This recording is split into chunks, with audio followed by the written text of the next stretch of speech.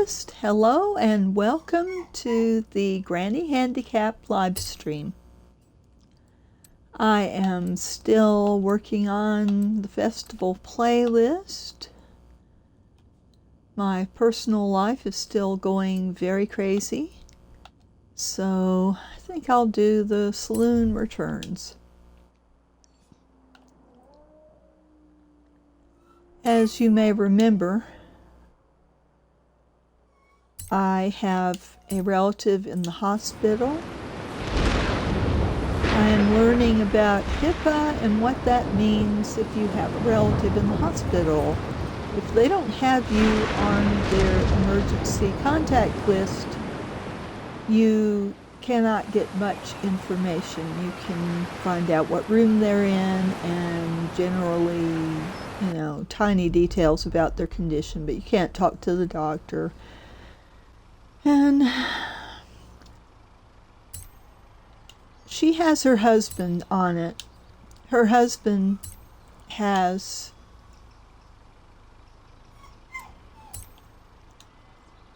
her on it. You ready for a great championship this spring? What am I saying? You wouldn't have signed up if you weren't. Her husband he was fine day before yesterday. I tried to call him today, and he's in the ICU with COVID. So this puts the whole family in a really weird situation that here we are.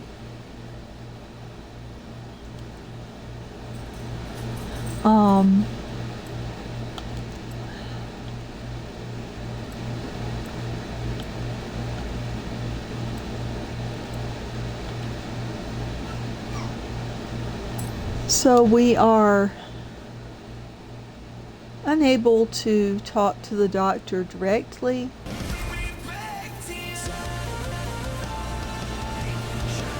Her husband has terminal cancer.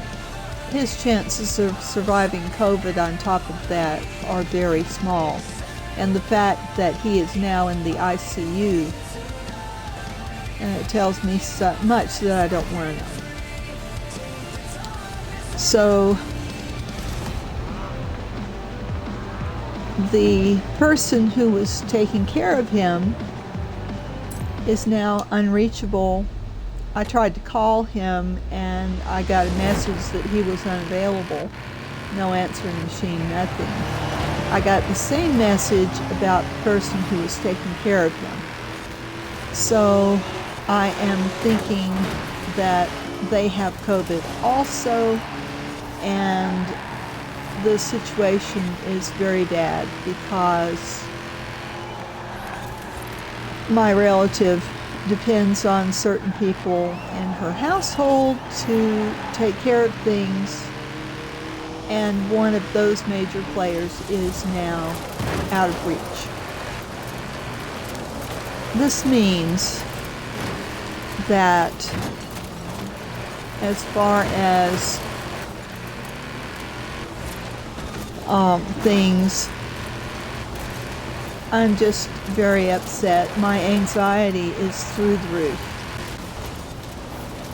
My relative is better today. She was able to get up and walk a little bit, so I have hope.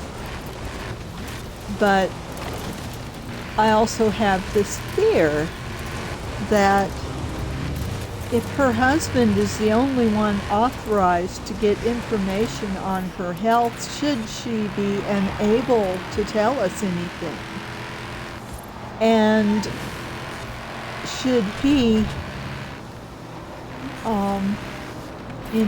she loves her husband. She will probably not have any motivation to keep going if he dies. So it's a very bad situation, and she's just assuming that she'll always be able to have information and give it to us. So the reason I'm bringing all this up is I'm worried about all of you. If you don't have these discussions with your relatives beforehand, they might do as my relative did and just not take it very seriously as far as having enough names on the contact list.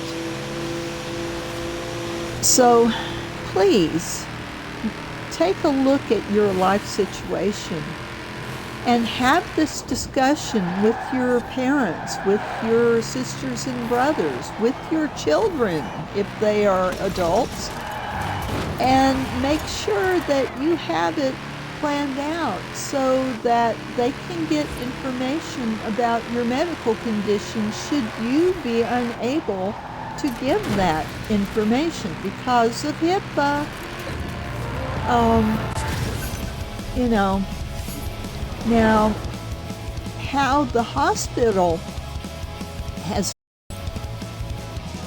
is that if they don't have permissions on the file, emergency contacts, they will go to the next of kin. I don't know how it is in other states, but I have a friend who is a CNA, and she says that she's seen it play out, that they usually will go to the children, adult children, and then they will go to brothers and sisters if the husband's not available. So I just made sure that the nurse had my name, my telephone number, and I told her I am her sister. And she was going to talk to my relative and try to get someone else on the contact list. I don't know if she will be successful. And you may ask, well, why don't you talk to your relative directly? I sent her a text. She has not responded. I think she just doesn't feel good enough. She's probably exhausted after getting up and walking. With pneumonia, that is very hard to do. So she's probably exhausted. She was sleeping at the time I called the nurse, and I did not want to wake her up. The nurse said she would talk to her, and I have had conversation. Well, I've had one conversation with another nurse about this, but this nurse is a day nurse, so it's a little easier. Having been in the hospital myself, the night nurses, everybody works together in a hospital, and there's nothing wrong with night nurses. I'm not implying this at all. But the day nurses see the doctors, and you don't have many doctors making rounds in the middle of the night. So the day nurses are the ones that you really want to have your phone number and how to get in touch with you. So, it's natural to assume that my relative is on her feet, so to speak. I mean, she's a long way from being okay. Let me just make that clear. It gives me hope. But this Delta COVID is very ugly. And the fact that her husband was feeling a little bad, but not too bad, considering his cancer diagnosis. And all of a sudden he's in the ICU, and his sister can't get any information much because she is not on his emergency contact list. Now this is very bad. I don't know if his son is on the emergency contact list. My sister is very disorganized. And trying to get phone numbers out of her, it's like, oh, I've got it written down somewhere. She's elderly, And she might say, well, it's all on my phone, but, I don't know if it's all on her phone because her being elderly, she's really not very technical. And she really doesn't like her cell phone and doesn't use it much. So I don't know if she has all the necessary contacts in there. But I'm very worried. I'm very scared. And if anyone watching this can, have that discussion with your relatives and make them understand that HIPAA really ties a medical professional's hands in a lot of ways. They can tell you what room they're in. They can,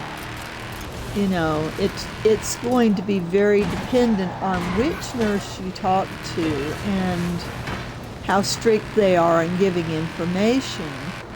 They have protocols for this. But it is very, if you don't have people on your emergency contact list, on your medical file in the hospital, then it is very difficult to have the information you need. You might not get a call if your relative is moved into ICU, or if their condition changes. You are not going to get a phone call. So it is very important that you have that conversation with anyone dear to you and let them know that you would like them to put you on their emergency contact list. Even if they're not a relative, it's the person's choice. HIPAA protects the person's rights. If the person does not want to see you or does not want your information on there, you don't have any legal stance at all. So it is important to have a talk with your people who are important with you and make sure that they will give you or someone that they can contact on their emergency contact list, so that in the case of an emergency, you can get the information you need and be involved in any decisions that need to be made. So it's worth thinking about, because nobody expects someone to end up in the hospital with something very serious going on. And I hope that all of you are taking COVID seriously, because it is deadly. And someone can be just fine and then they can be on a ventilator in a few hours. Delta variant is very dangerous. My friend who's a CNA works in a doctor's office, in a pediatrician's office. She is seeing a lot of people testing positive for COVID. We are having a surge in hospitals in Catoosa County, Georgia. And it's not even red on the CDC map. It is a darker, well, it's a lighter orange. So we are not having it as bad as the county with my relative. But it's not that bad. It's not red. It's just that yellow-orange, it's the darker shade of yellow, but it's still yellow. And yet, things are happening. So, I want to warn y'all that COVID is real and it's deadly, and my relative is not vaccinated, and neither is anyone around her, and this is why she got COVID, because nobody was vaccinated in her circle. So I am in the scary position of my daughter and I are fully vaccinated, and as such, if we were healthy, we could go and see my sister. Unfortunately, we are not well at the moment. My daughter has a fever, so we are in quarantine. So we can't go either. And none of the people around my relative are vaccinated, so they cannot visit her. So she's in the hospital alone, and she's pretty comfortable with that. She hates to be seen when she's sick. But it is horrible being on the other end of that and wondering, if things turn bad, am I even going to get a call? I made several calls today, and I have one person that I can talk to, but she is sick and in quarantine. So if something happens to her, I don't have anybody I can call.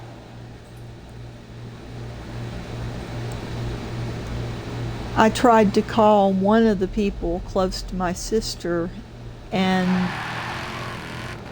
I tried to call my brother-in-law, and got this message that his phone was not in service at this time. He's in ICU. So that's one less person that I can get information from. I am afraid that my relative will pass and I won't get the word. So I'm very upset. And I wonder how many other people are in this situation. You've got a relative that thinks, oh, my husband is good enough, I'll just put him on the emergency contact list, and they don't think outside the box. I am asking you to think outside the box. Have a robust emergency contact list. Don't put just one person, because in this time of COVID, you can have whole families who are in the hospital or very sick at the same time. You don't want to be in this situation that I'm in, where you've got a relative, oh, my husband can handle things. And now he's out of commission, and you know, the nurse said that they would go to next of kin. In Georgia, that is sons, daughters before sisters and brothers. We don't have a big family. There aren't many of us. So it is frightening to me to be in this situation and not know if I'm going to get a call. So take it seriously, folks. Have that conversation. It doesn't have to be really heavy or, you know, I'm worried if you die that I won't get the word. You don't want to start it out that way. You want to pick a time that is, you know, and especially in this crazy time when families are divided over political views. And we do have that situation. Y'all can go on Twitter and see my political views. Exactly where I stand. I used to never mention politics or religion, but I'm 62 now, and I'm not afraid of other people's opinions. But unfortunately, my relatives are, my closest relatives are divided. Now, some of them see my way and some of them don't, and the ones who don't trust me anymore. It's very disheartening. I'm still the same person, but this Republican poison has been in their media and all over the place, and you've got the situation that people don't trust you anymore because of this stuff that they're hearing. And the sources they're using are not good sources. You know, you learn in school the difference between a good source and a bad source. You learn it in high school, you learn it in college, and, you know, but if you start to doubt all sources, then no source looks like a good source to you, and then you've got this situation that I've got where distrust comes, and it's a nightmare for people who are just trying to show love to their relatives and just be close and love each other. And here you are, you know, because of stupid politics, relationships are just, you know, broken. It's horrible. And we have a pandemic that could take any one of us. Nobody's really safe. And especially you have these outbreaks. And none of the people around my relative were vaccinated. It is very disturbing.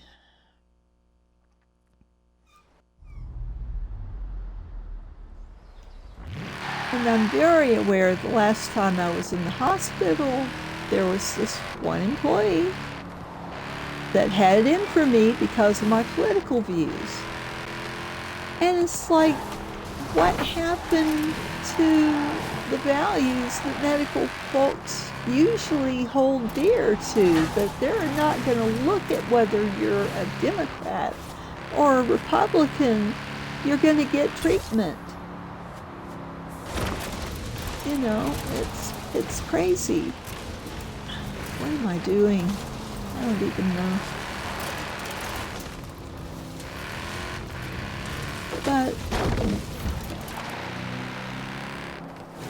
to be in this situation where I don't know what I'm doing. Let me back it up. I guess I finished that race, right? So I'm going to go to the next one. I hardly know what I'm doing. I'm just so upset and so worried, and there's nothing I can do. There is absolutely nothing I can do but sit at home and wait for word and hope that it comes. You know, if my relative continues to get better and she gets out of the hospital and all, that's fine. But then I will go through this again the next time she has to go in the hospital. And I hate this uncertainty. Just waiting, just, you know. And the person I've been getting word from, they're like, oh, she's on her feet. She's going to be out of the hospital in no time. I mean, that's not exactly how it works. You know, people have relapses out of the hospital. I had a slightly ruptured appendix last October. They were eager to get me out of the hospital because of COVID. They were having a surge. So I left the hospital. I had severe problems. I had to go back in the hospital. And when I went back in the hospital is when all my troubles started. It can happen so easily when you're my age. I'm 62. My relative is older. She is elderly. You're not elderly until you're over 65, okay? So it's a different ball game for elderly folks. With seniors, it's bad. You know, things can go wrong very quickly, and they can go severely wrong. that is why they started giving the COVID shots to people my age and older first, because and I was in the first group not because of my age, but because of certain medical problems I've got. I've got asthma, so I'm in the high-risk group. So, oh good, I got my love tap, yay. But I'm just so upset. I can't sleep well. I just keep worrying. The fact that I can't talk to my relative's doctor and get any reassurance is not helping me. It's not helping my mental health. My relative has gotten so private to the point that she doesn't want anybody seeing her medical records. It's like, what is she afraid of? What have the Republicans been telling her to scare her to not trust the people she grew up with? I can't get this. I don't understand this. We need to have trust. We need to have love, and we don't need this division in our families. I didn't stop loving my relatives because they're Republican. I still love them. I still want to know about them. I still care about them just as much as I did before they were Republican. It's not political as far as my love is dependent on your political party. No, that is not the way I work. And to have this distrust thrown at me just breaks my heart, because love shouldn't be political.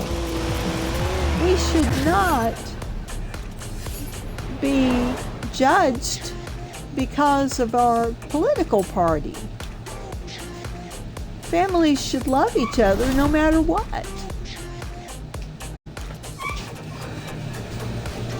It just breaks my heart.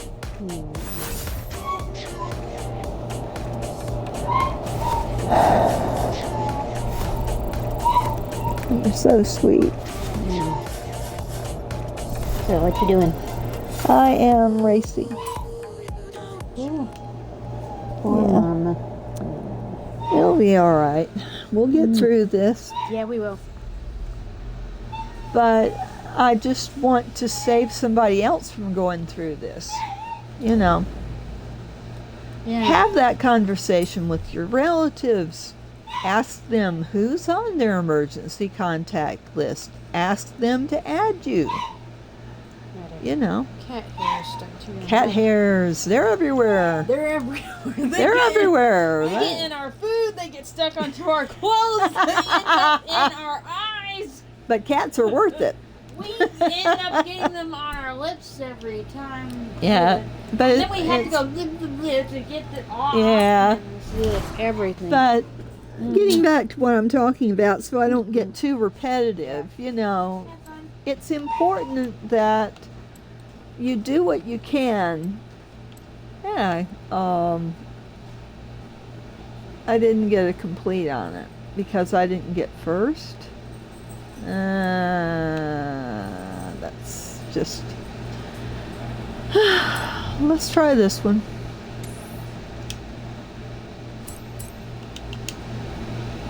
But,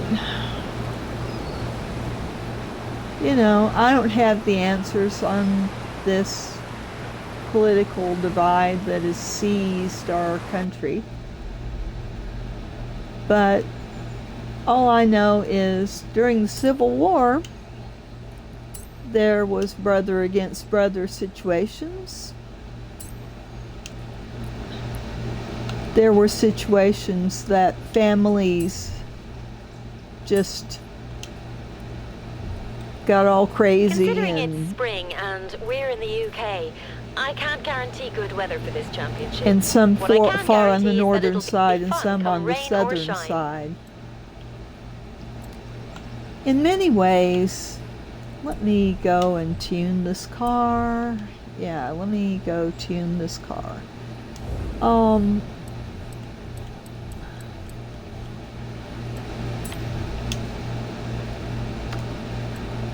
But you know, okay, I don't have enough skill points. That's all right. I'm gonna go to the festival, but we need to have love for each other. You know, the Civil War was a bad thing. It divided families. You had people who were comrades at West Point Academy who sat in class together and enjoyed being together, but over the politics, they were fighting each other with the same strategies on the battlefield. And you know, there are those who say, oh, the Civil War was over states' rights. Well, my opinion is that it was over slavery. It was over the economy being based on a people who were oppressed. It was evil. And I believe that in the bottom of my heart, and I am an Atlanta native. I was born and raised in Atlanta, Georgia. I've lived many different places. You know, it is very difficult. Very difficult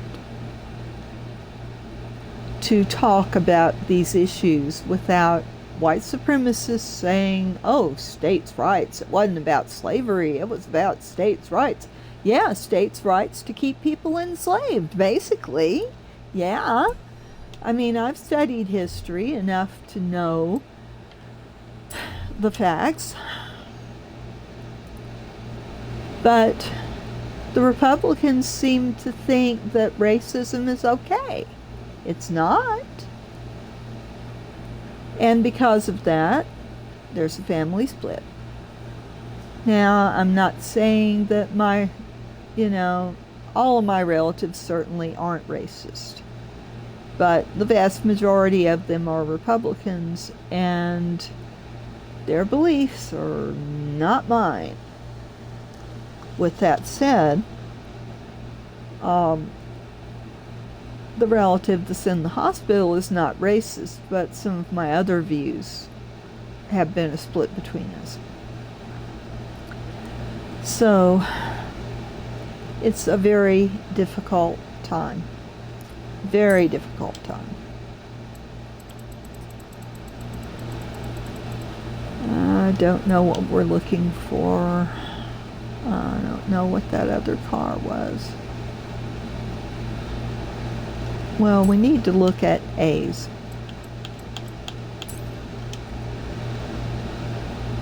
Okay.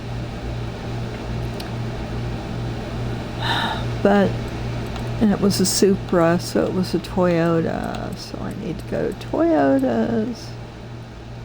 Oh, maybe it wasn't. But what was it then? It was a Supra. So I thought it was a Toyota Supra. Well, I'm not seeing it. But we need to be loving each other.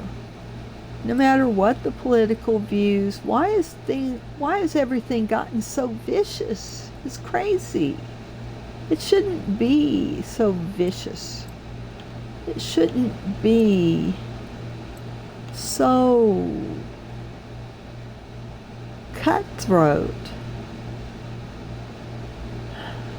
And when it comes to matters of life and death, bottom line, no matter what the person's political views are, you love them. But Republicans are not preaching love, they're preaching hate. And it's crazy that we have this situation, that we are having to choose sides. But when it comes down to it, when somebody is dying, if you have love in your heart, you want to know what their medical condition is and be able to get that information, especially in the case that things don't go the way you want them to, and you find yourself in the situation of making life or death situations. I want to be able to talk to my other relatives if my relative is not able to speak for herself. And because I talked to her nurse, she may be furious with me, feeling like I'm meddling in her business. All I want is just to be notified in case she is in worse shape. That's all I want.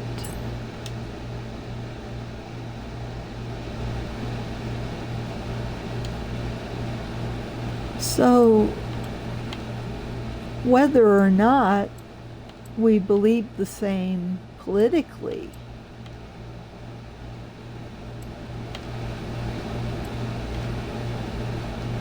it's immaterial, because bottom line, I care about her as a person,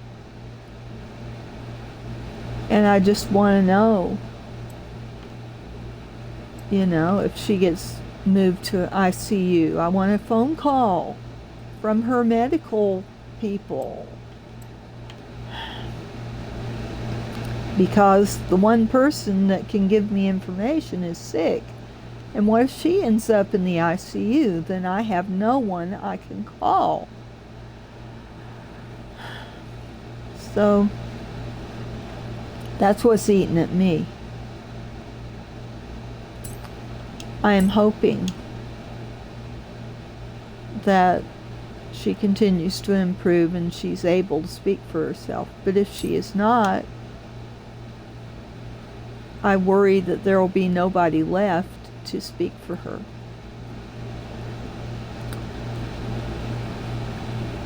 So don't let this happen to you, folks.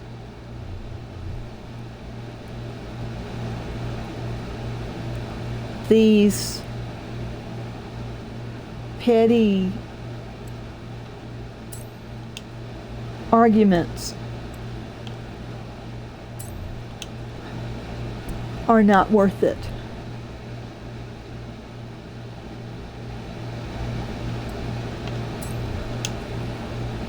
What matters is the people in your life.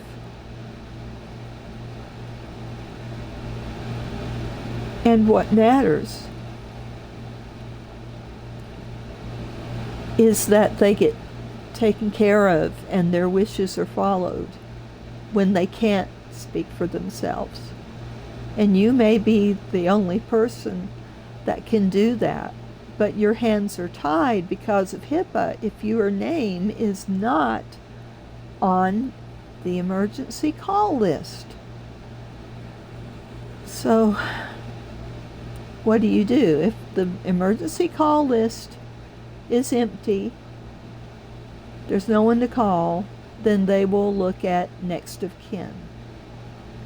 I don't know how they find out. If they can't find the next of kin, then they put a notice in the local newspaper, and that takes time. My CNA worked for someone that was in that boat. And they were not able to find a single living relative all this time while she was in the hospital deteriorating. So that's just it. Talk to your relatives. Talk to those people dear to you. Find an appropriate moment to bring up the discussion about what if you were in the hospital dying. Have you got people on your emergency contact list? Am I on your emergency contact list?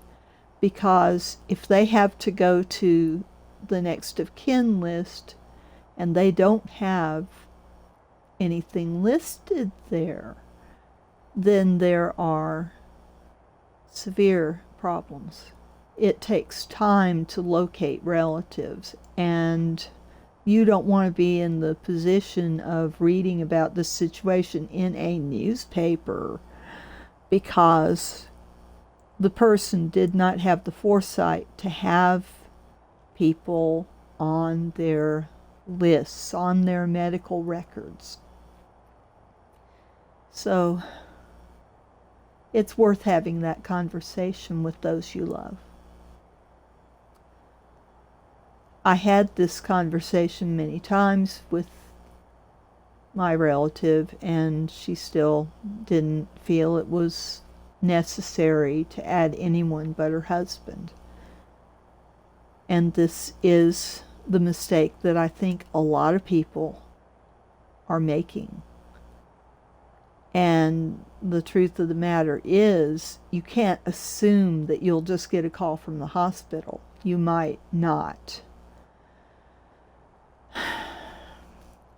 And when there is not much of a window to make those decisions, you do not want to have to resort to reading it in some online newspaper. I'm just saying.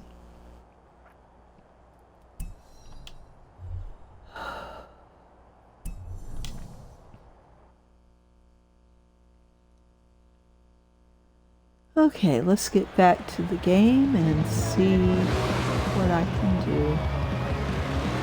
I'm in this car, that's not where I need to be. I need to change car. Let's look. Let's see. So Supra is what? Nissan?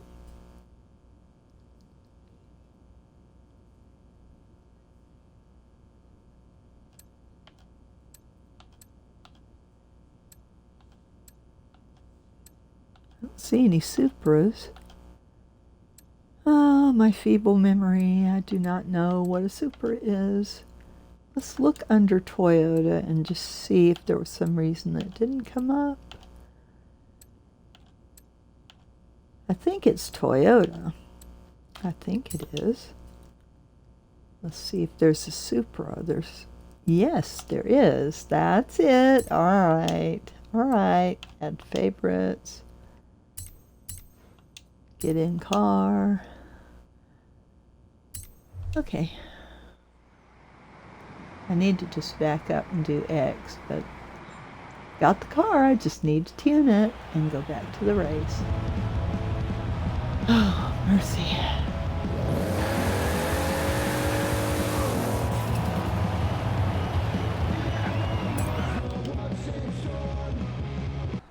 All right. I will go to the garage, upgrade some tuning, and find new tunes. I want to... Oh, it's a B. No wonder it didn't come up. Okay, so that's rear wheel, that's rear wheel, that's all wheel.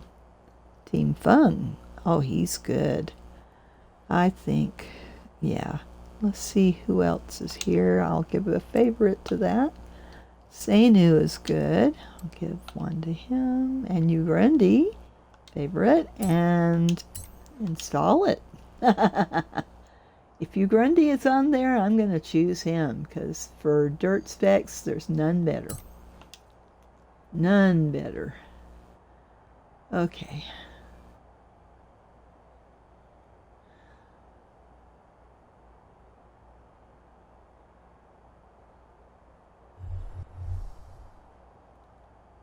Let's talk a minute what happens during surges. If you're handicapped and there's a surge, if you've got an obvious handicap, you're going to have some discrimination. It's ugly, and that's a fact. They're going to save a young, healthy person before they're going to save an elderly person. No one likes to be in this position. Just let me lay that out there. No one wants to be in this position. But, let's see. But it happens. Ooh, I like this zebra. It is, when there's a surge, that means there's not enough medical supplies to go around, there's not enough doctors and nurses to go around, and they have to cut corners. And it is devastating. It is very sad that they have to make decisions sometimes that are not fair and are probably discriminatory. But they will assume that a handicapped life is less worth saving than a normal life, if that means that they're going to take more resources, if they're going to have to be on a ventilator longer, if they're going to have more care to stay alive than someone who is in better condition. It's because of the way that medicine is set up.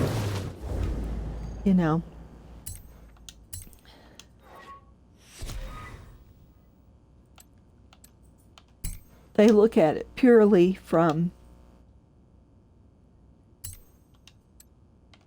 the standpoint of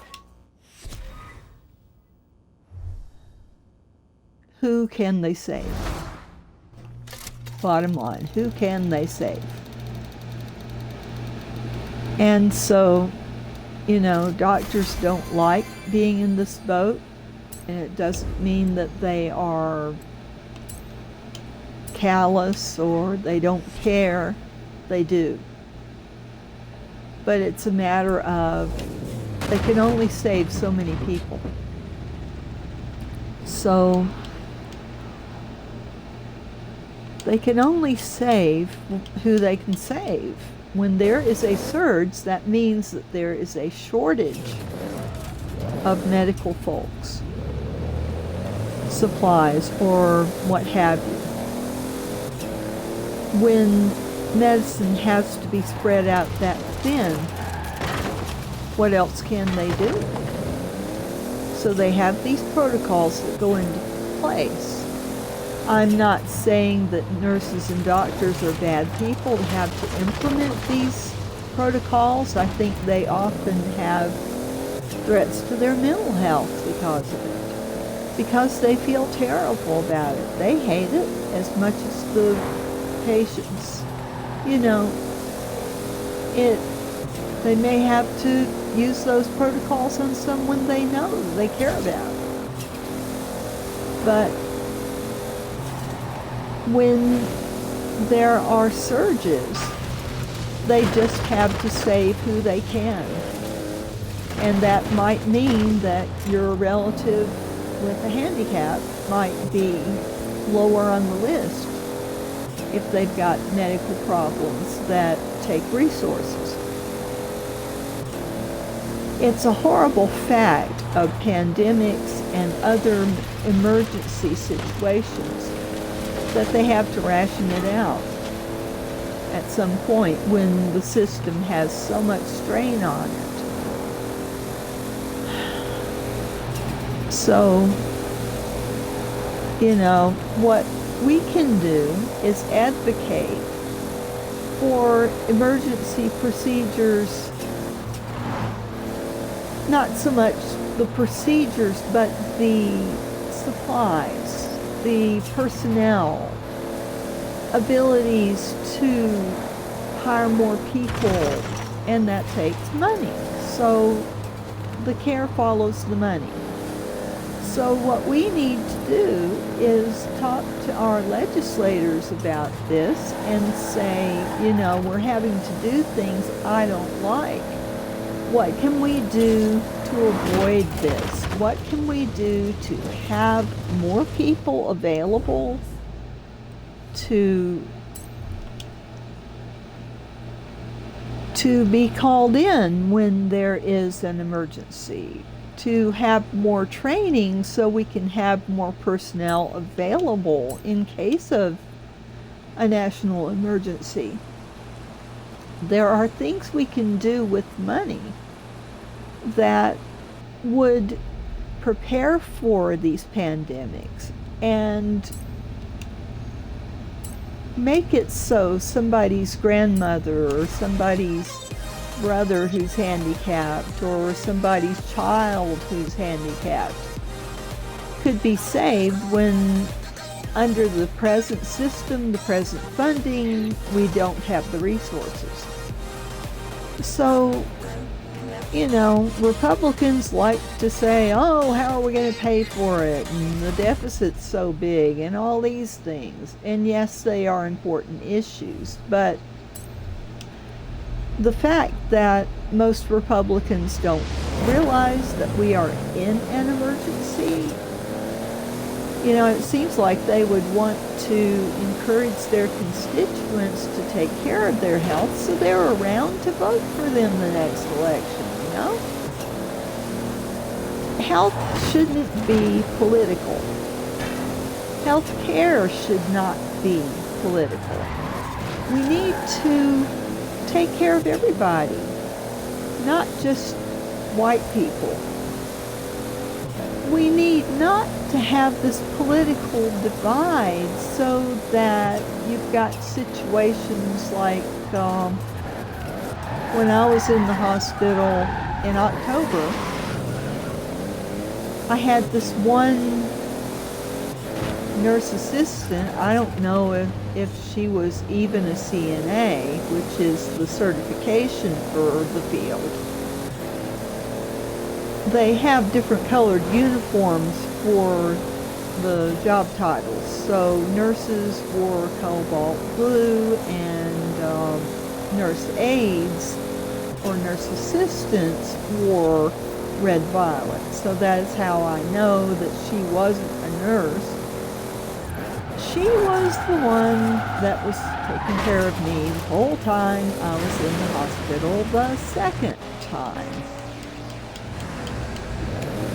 And here I am. I was really sick, and I was in adult diapers when I came into the hospital, okay? I don't usually have to wear them, but this particular time I was that sick. She brings in a stack of diapers because they don't have the pull-up type things, and she puts them on the table, the bedside table, and she says, well, here you go, you can just put one of these on. And she left. And I'm looking at them, and they're not like baby diapers. They are, first of all, I can't lift myself to get one under me. There's no way that I could do that by myself. And yet, here she leaves me in there because she hates my political views. You better believe when I got out of the hospital, I wrote a long letter to the administration of that hospital and explained the situation to them, and they told me they would take care of it, but of course I will not be notified how that turned out because it's the employees' rights, of course. But the fact that I had to write the administrator of the department over this is just appalling that, you're supposed to take care of everybody, whether you agree with their political views or not. That's beside the point. You should be taken care of in a hospital. You should not have to watch your back because of something you said to a person of color that showed that you were on their side, and someone with the white supremacist view says, oh, I'm not taking care of you. It's not right. And that should not be part of anybody's work ethic. So I go back to, what are these Republicans doing? Talking about all this hate and all of this rhetoric about, that some people don't deserve care. Yes, they do. All human beings deserve medical care. It should be a human right. Because consider the cost to society if someone just shows up in their local emergency room with advanced cancer. It's a lot more expensive to treat at that stage, right? So if they had had a simple, inexpensive test to test for the cancer and had it treated beforehand, the total cost is a lot less. And this is why there should be funding for everybody to get those preventative tests, because it's a burden on the hospital that they go to with sudden emergencies that are life-threatening, and the costs are exorbitant. And then the poor family who's grieving for the loved one not only has the big bill, but they've got the burden of the grief. But this was preventable. It is a travesty that we have such a healthcare system. We are alone in the world as far as civilized countries. Well, I shouldn't say civilized. I should say industrialized countries. Among the industrialized nations of the world, we have best healthcare in the world, but you have to be rich to get it. It's crazy. All the other first world countries have universal health care. So you don't have to be rich to afford a doctor. And their health care, by the way, costs a lot less than ours does. We have the most expensive health care in the world. Now, I am not saying that we should be communist, but communism is not even on the table. What we are talking about is socialized medicine. Socialism is caring for the many. Communism is having everybody have the same thing. They are two totally different philosophies, and the only examples of communism we've got are totalitarian regimes where there are no freedoms. This is not the way that we want our country to go, right? We have a democracy. We believe in the free enterprise system, and it works. So I'm not advocating that we become communist, because that's ridiculous. Of course I don't want us to be communist. But I think a little socialism would be a good thing. We need to care for everybody. We don't need to put price tags on human life. Human life is irreplaceable. And we should not be losing anybody that we can save. So, I believe that we ought to be looking at ways to make the system fair for everybody. Just because somebody is black or Hispanic does not mean that they should get less health care. Just because somebody is black or Hispanic doesn't mean that they should live in a certain zip code and not have standard services. This is against the ideas that founded our country. People came to our country to escape persecution because of their religion, because of the way they believed, because of their practices. We are a melting pot. We are a country of many faiths, not just Christian. We are a country of many political views, not just, red-blooded, patriot,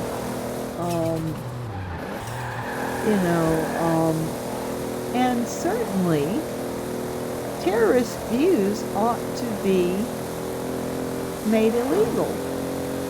I think there is no place for the Ku Klux Klan in America. No organization that promotes hate should be allowed to be there. My father had a gas station in Edison, Georgia. He was threatened by the Ku Klux Klan. He was white. He was threatened by the Ku Klux Klan because he refused to join them. So his gas station was broken into 3 times. And they told him that these break-ins would continue if he did not join them. He moved away. That was his answer. He went back to school and just totally moved out of the area. This should not be. You should not have any terrorist group allowed to have a place in society. And the fact that we have so much open white racism appalls me. And now we have a political party that has adopted that as part of their philosophy, and they're sowing hate. Really? There's too much hate. We've gotten to where we put people in jail at the drop of a hat. This needs to stop. People who have drug problems should not be seen as criminals. In Europe, if you've got a drug or alcohol problem, your boss might say, hey, I noticed that you're having problems. Why don't you check into a place and get yourself some care, which, by the way, they can do so for free there in Europe. And we'll hold your job open for you. And when you get finished with your treatment, you can come back and your job will still be here for you. Now, how about that? I can't picture that happening in America. Maybe in small business it does. But for the most part, we criminalize our addicts. We say that, oh, they're terrible people, they're immoral, that's why they're addicted. When, a lot of people, when they're addicted, are teenagers. What judgment does a teenager have? They're like, oh, my friend's trying this, I guess I'll try it too. And then they get addicted, and then it's like, oh my gosh, what am I going to do? And a lot of them end up on the street. Now, we have over half of our homeless people. First of all, we don't really have a good way to tabulate the homeless. We have one night a year where all the places that house people who are on the street count them. And a lot of people don't get counted. the problem is a lot bigger than the statistics show, okay? Because of the difficulties of counting people who may not have a driver's license anymore because they get their IDs stolen. And in case you haven't noticed, in Georgia, it costs a lot to get a driver's license replaced. And if you're homeless, how are you going to get that done, you know, if you don't have ready cash on you? And, you know, a lot of places, if you're obviously homeless and you haven't showered, then they won't give you service.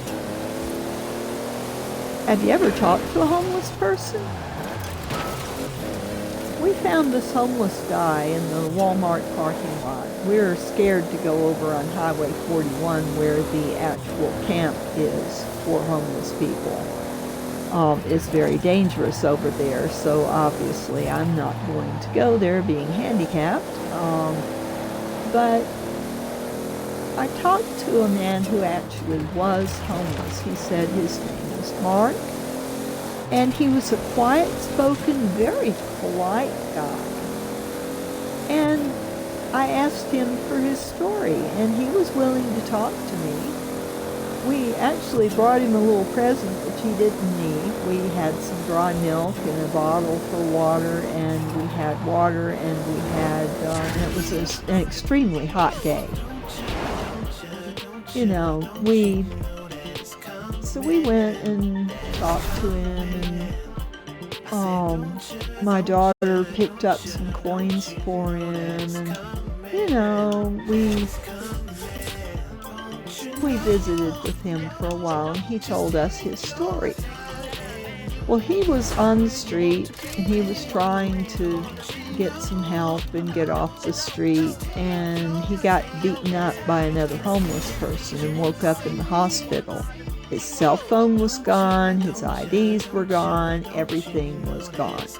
So here he is, you know, he had to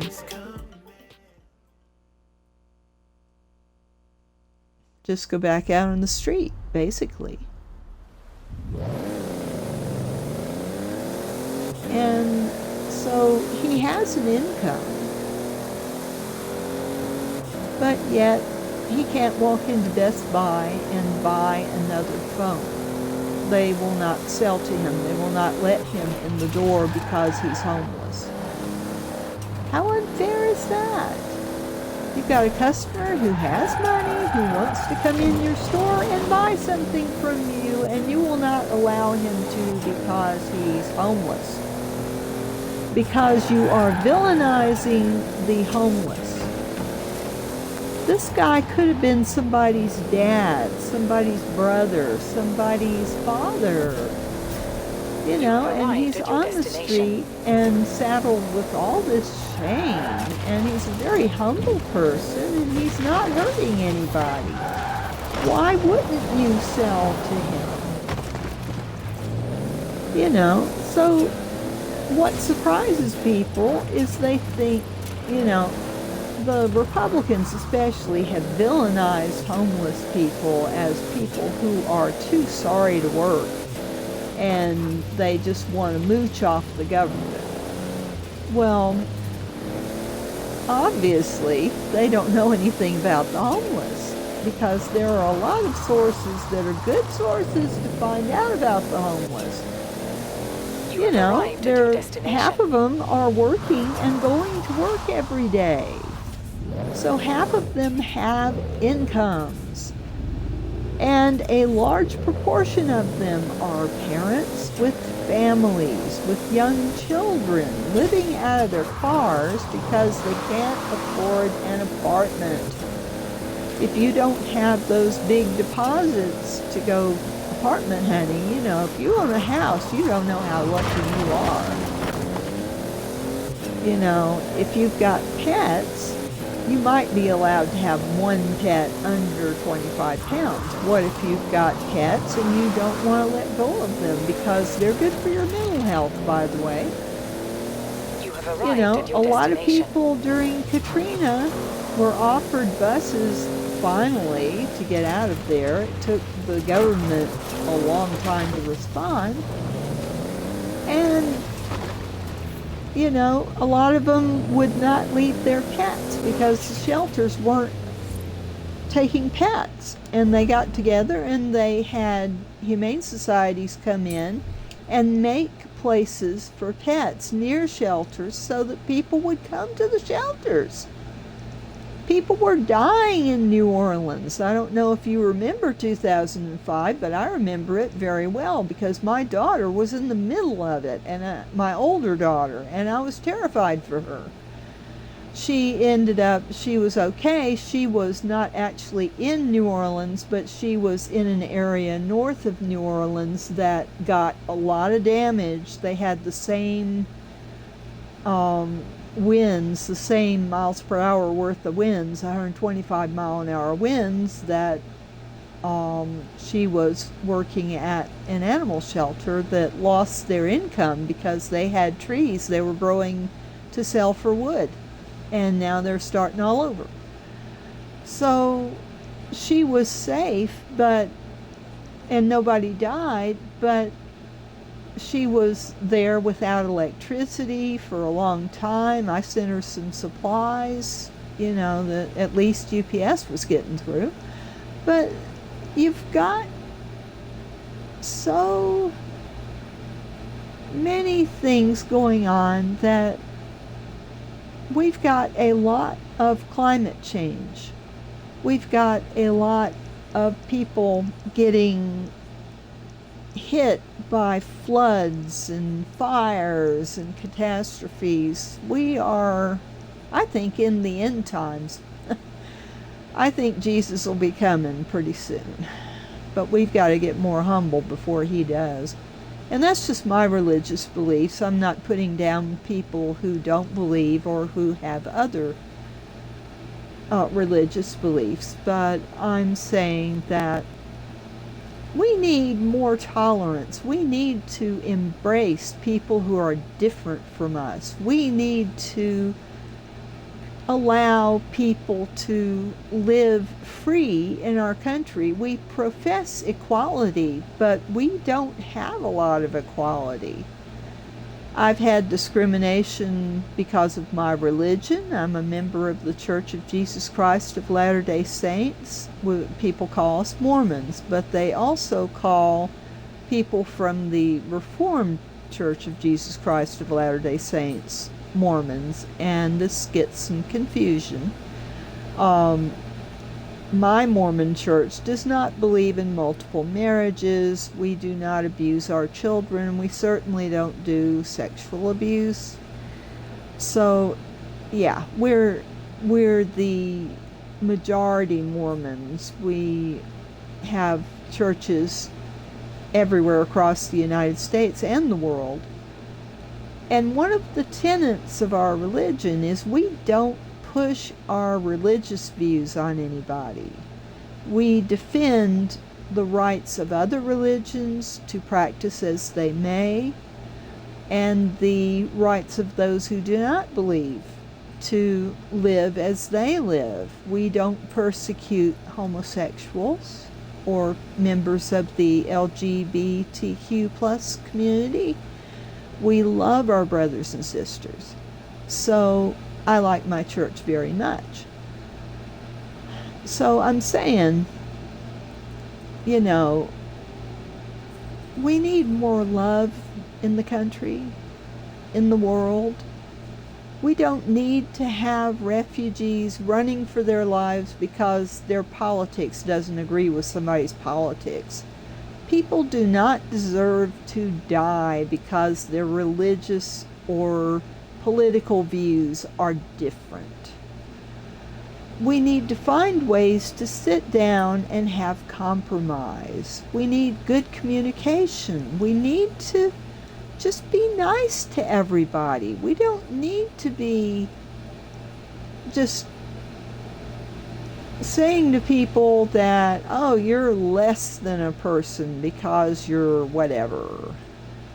All people are important. All people are valuable. And the loss of any person diminishes all of us, because people need to talk about ideas, not get out the rifles. People need to try to understand other people. And I don't get that we have so many people in this country who are hate mongers, who just want to go against basic Christian values. Some of them,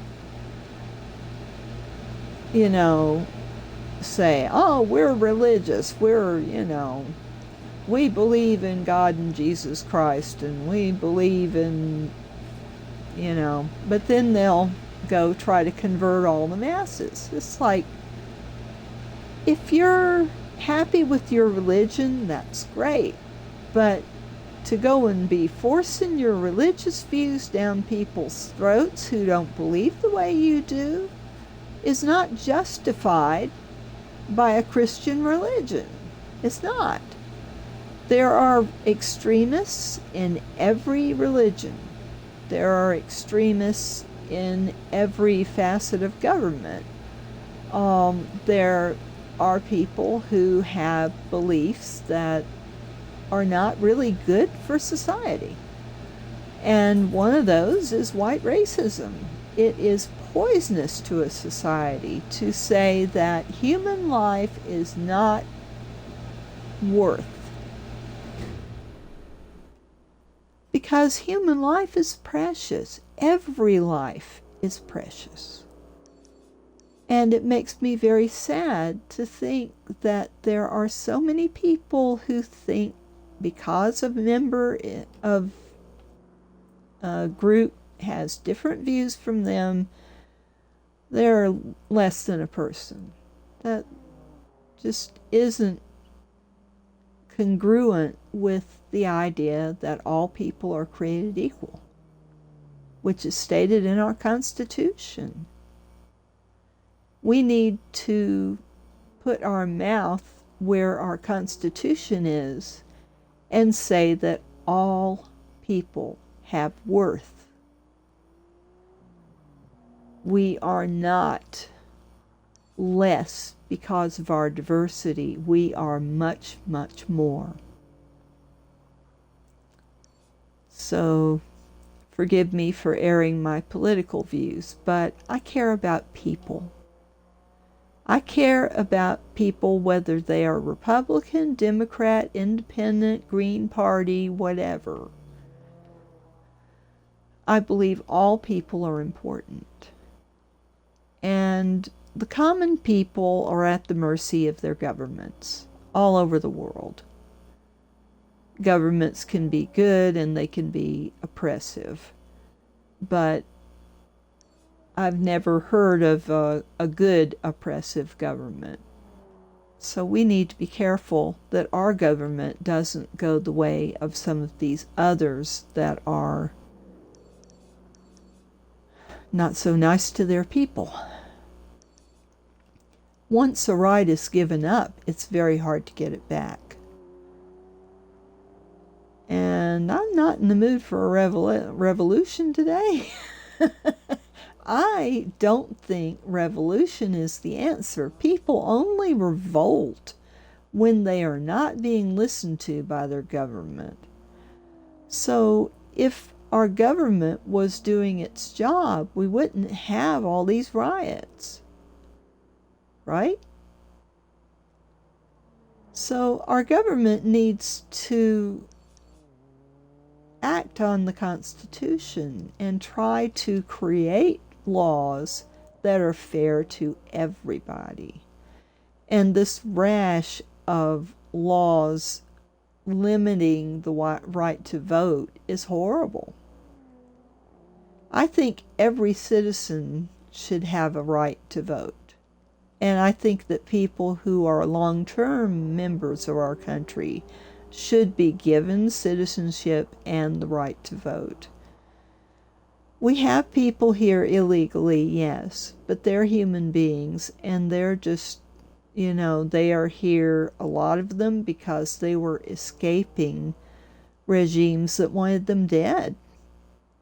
That does not make them criminals by any means. If they are working and paying taxes and being law-abiding, then we should welcome them into our country, because we aren't having enough babies to fill the workforce. Look at all these for help signs. Help wanted signs are everywhere. And yet they're not getting people to work because either they don't like the wages or, well, there's more to that picture too. When I had 2 kids in daycare and I was a single mom, I spent 2/3 of my income on, well, I spent more than that, but I'm saying I was barely making ends meet between the rent and the daycare, which was 2/3 of my rent. Daycare is horribly expensive, and now, after being locked up for the pandemic, a lot of daycares went out of business. So a big part of those help wanted signs being everywhere is that a lot of those jobs were held by women. Women can't get daycare, therefore they cannot work. So you have to pay a woman enough that she can cover the child care expense. I was so grateful when our school went to year-round school, because we were eating peanut butter all summer. I mean, you're talking, can't get food stamps because I made too much money, but yet we weren't able to buy food. This is the reality of many single parents, and a lot of them have not returned to the workforce because they don't have child care. If you don't have child care, you can't work. So President Biden's plan to include child care in infrastructure is right on the money, because if you don't provide daycare, you cannot have moms in the workplace. So enough of this people being lazy and don't want to work because they got too much on their unemployment. No, that is not it at all. People want to work, but they can't work if their kids aren't taken care of. And most of the unemployment is among women. If you look at labor statistics, the Labor Department statistics, you will see exactly what I'm talking about. So, don't take my word for it. Go look on the Department of Labor website and just see what they think is going on. It's complicated. It's not a single issue. And a lot of Republicans seem to be very good at looking at just one side of an issue, one little part of an issue, and say, oh, this is the problem. Well, no, it's not. It's more complicated than that.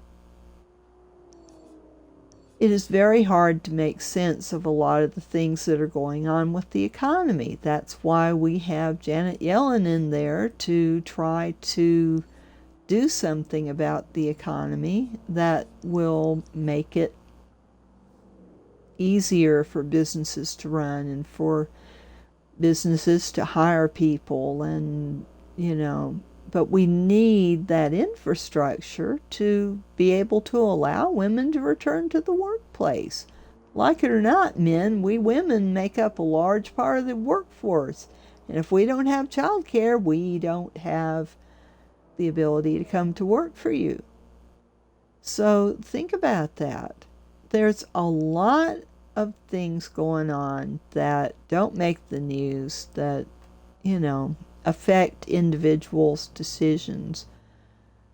It goes down to a lot of these stupid policies. I am a Medicaid recipient. I have to be broke to get Medicaid, and I can't have a savings account. I can't have stocks. I can't have all these things. And You might say, well, you don't need that, you're poor. Well, if I want to get out of poverty, I need some of the tools that more affluent people have. And if I can't own land, in fact, if I get a house, I get services at home. So, hey, if I were to get a house, say some relative died and gave me a house, I would have to sell it and I would have 9 months to spend the money. Because basically in Georgia, if you own a house, you can't leave it to your child. I have one daughter who lives with me. I can't leave it to her in my will. The state will take it because I receive services. Now, how ridiculous is that? It's a policy designed to make black people unable to leave their property to their children, so it gets taken by the state. It is a communist type of policy. So, for all the Republicans saying, oh, I'm not communist, well, take a look at your policies. Nobody should have their house taken away from their children so their children don't have a place to live. And there are people out on the street right now because their houses got taken away from them. So, there's a lot wrong with our country that needs fixing. And I'm just a voice in the wilderness. What do I know? I'm just a science fiction writer, but part of my business is to look at issues and try to come up with solutions.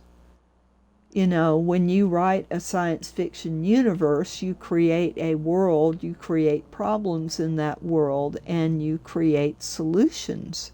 And some science fiction writers have come up with some excellent ideas, which have been implemented.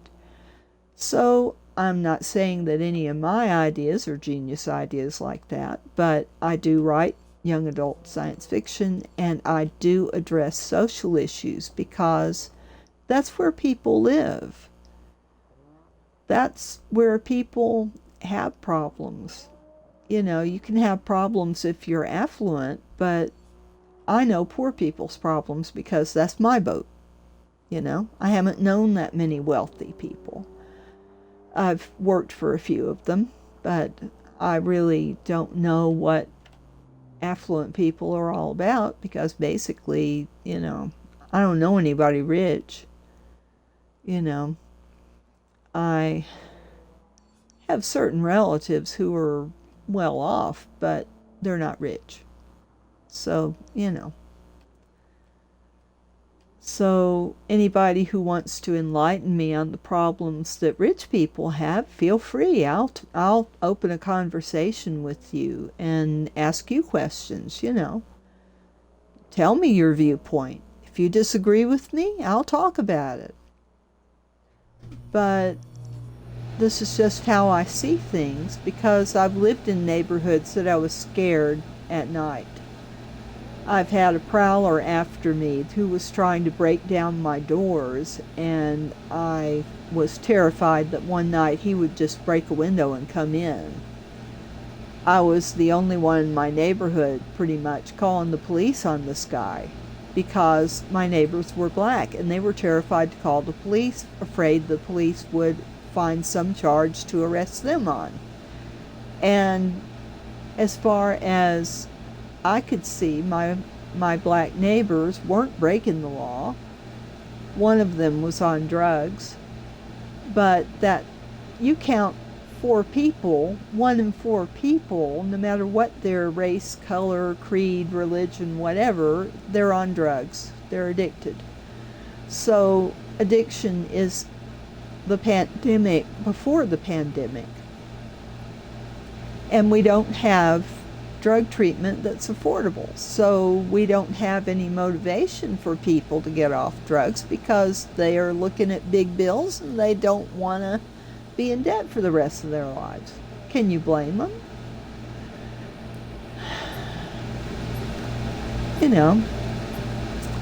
It's very sad. I thought I had another race. I can't see it. Let's see. Let me do seasonal events. It was dirt racing, so let's see if I can find it. But I am very upset about injustice. I feel that we should not be so judgmental. We should not have such divides, because the Republican Party has basically separated half of my family from me, and they don't trust me. How can a party do this to its constituents? That you encourage people to hate their relatives? Come now. My religion says, "Ye shall know them by their fruits." That is a quote from the Bible. And what's the fruits of the Republican Party? Relatives who hate their other relatives where they used to love them. That's something to think about. I'm about love. I'm not about hate and division. And I'm certainly not going to stop loving my Republican relatives, even some of them who are radical white racists. I still love them. I have cousins like that. I'm not going to ostracize them from my family because they don't agree with my political beliefs or my religious beliefs. It's fine. That's not what people are all about, and that's not the important thing. So, what's important in life? Human life is important. And dealing with handicaps is important. That's why I created this channel. I want to,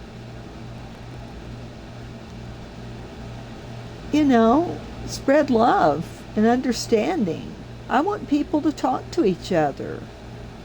I want to talk to people who are all sorts of people. I'm not going to exclude anybody and say, well, if you're not in my group, you're not a person.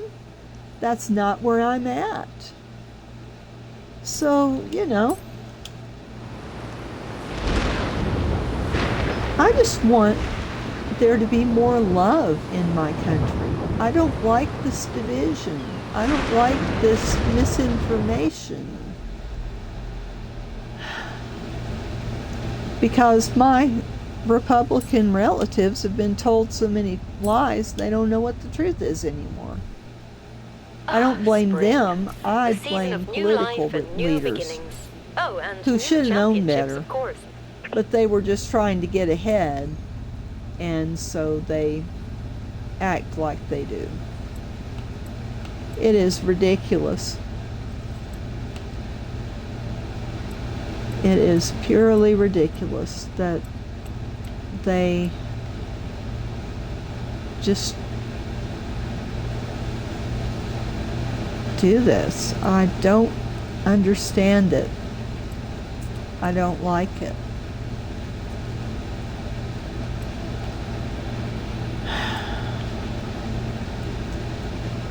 And because of it, my relative is in the hospital. And if they get worse, I don't know if I will know it. And that is terrifying to me. So, that's where I'm at. I am not in a good place.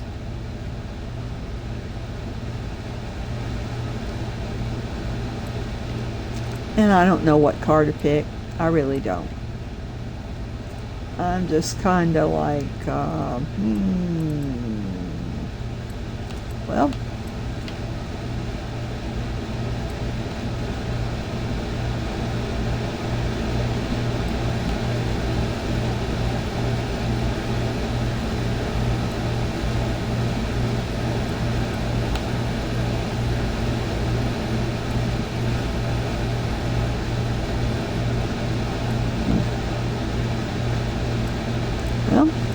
I don't know what to pick. I can hardly think, to tell you the truth. I'm usually a very positive person. I look at the bright side. I try not to let things get me down, but I'm telling you, this situation has just gotten me on the floor.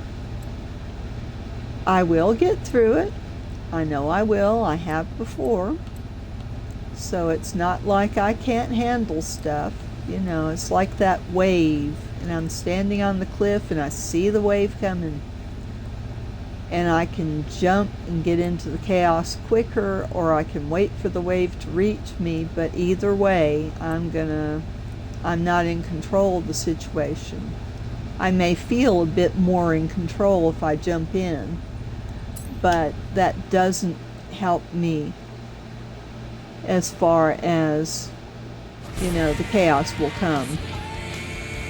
Grief is never easy or orderly, or, you know, if you're just organized enough, you'll handle it better. No. Grief hits us all. I've had a lot of it in my life. And the risks of COVID, what if you don't die, but you are extremely limited in what you can do? Disability is terrible.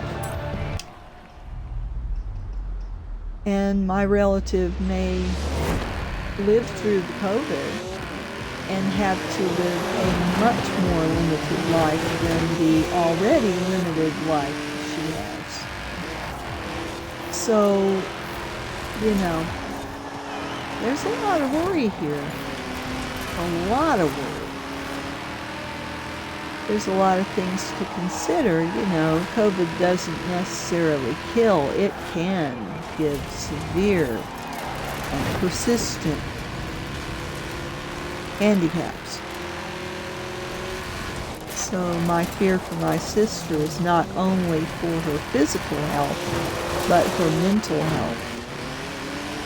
Without her husband, I don't think she has any will to live. Without abilities, her will to live is going to shrink a lot. So I'm worried about it. Very, very worried about it. And the most of my worry is that she's so independent that she will not let us, her family, take care of her. And that is frightening to me. But you do what you can do, right? There's not a whole lot I can do. It's her choice to do what she wants to do. She's competent. She can make her own decisions. She does not have any impairment to her mental capacity. But what if COVID gives her an impairment to her mental capacity? Which can happen. The risks of COVID are not just dying. The risks of COVID are having intellectual deficiencies or cognitive deficiencies. You know, you can get brain problems from COVID. So, you know, to say that the worst risk of COVID is dying, that's not true. Because COVID has left a lot of us disabled and has added disabilities to already disabled people. It's not an easy thing at all.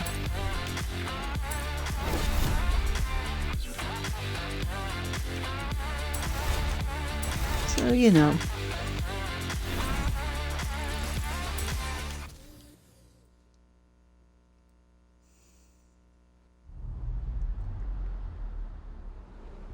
And it's just upsetting to know that you've got somebody you really love in the hospital and you can't do anything. You can't go down there.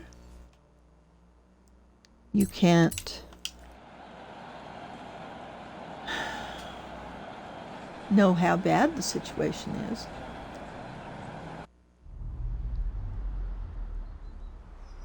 And it's basically a waiting game. I'm just hoping that somebody is there that I can talk to. Because if Helen gets in the hospital, I won't have anybody. But I'm just trying to hold on to hope. There's always hope. There's always hope. And we're praying a lot and we're getting answers. And some of the answers aren't what we want to hear, but at least we're getting answers. And Heavenly Father's with us. He's on our side. So regardless of what happens, my faith will be strengthened. You know, it's important to hold on to your faith, whatever that faith is. Whether it's faith in human nature, faith in doctors, faith in whatever, faith in Heavenly Father is a big part of my life. But you don't have to believe in Heavenly Father to have faith. You just have to have a belief that things will be better, or that things will be culpable. I have hope that things will be better. And I'll just have to see what happens with that, you know.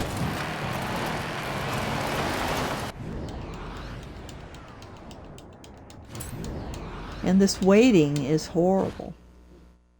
It's horrible. I don't sleep well. I don't sleep well anyway, but I sleep a lot worse now. And, you know, Cass and I have to go get a COVID test, and I don't know, we've been sick for over 3 weeks, so I don't know if it's going to show up.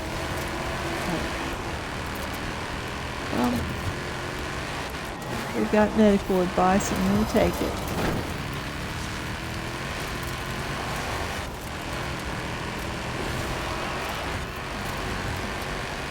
I am very worried. But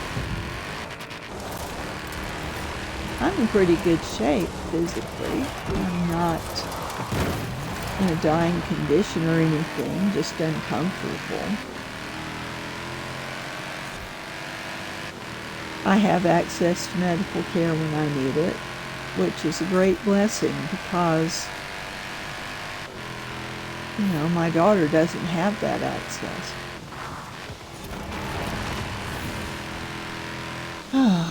It's just hard.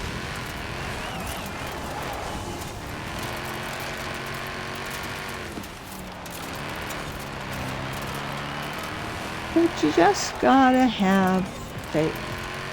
You just gotta hold on and hope for the best, but be prepared for the worst. And that's what we're trying to do.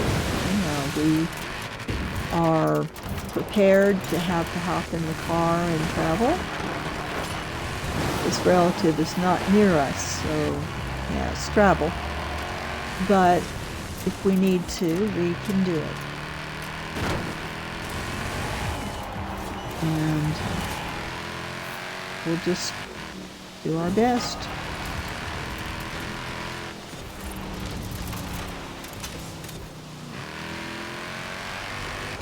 That's all you can do is your best. Circumstances may not be rosy, but as long as you have faith, That is the thing you need.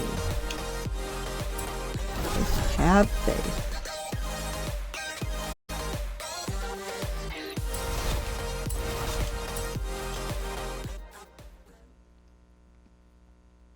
Don't give up. Don't give up, folks. I'm not giving up. I will never give up. I may get down, I may get upset, I may go on forever about what upsets me, but bottom line, I don't give up. And that is the quality that every handicapped person needs. You know, you may get bad news, or you may be waiting to hear news and you don't know if it's bad or good, but you can't give up and say, oh, this is going to happen, I know what's going to happen, this is going to be terrible. You can't do that. You got to wait for the news. Once the news comes, you got to look at all your alternatives. There are always alternatives, no matter how bleak things get. If you can take the advice of a 62-year-old who has been through a lot of crises in her life, there are always alternatives.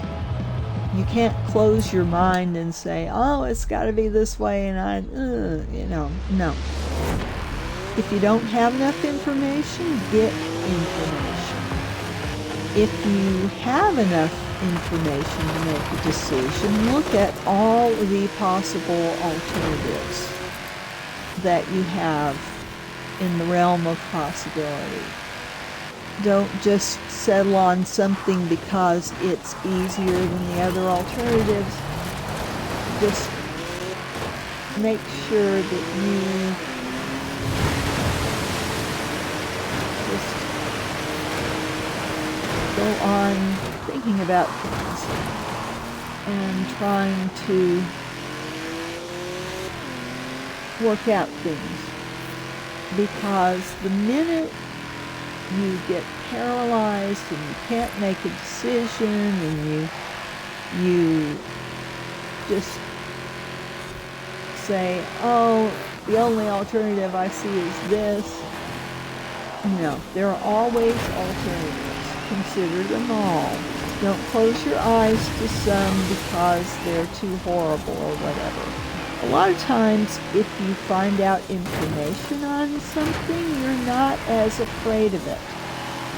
And that is the thing that keeps you going. You know, don't assume that it's got to be bad like this.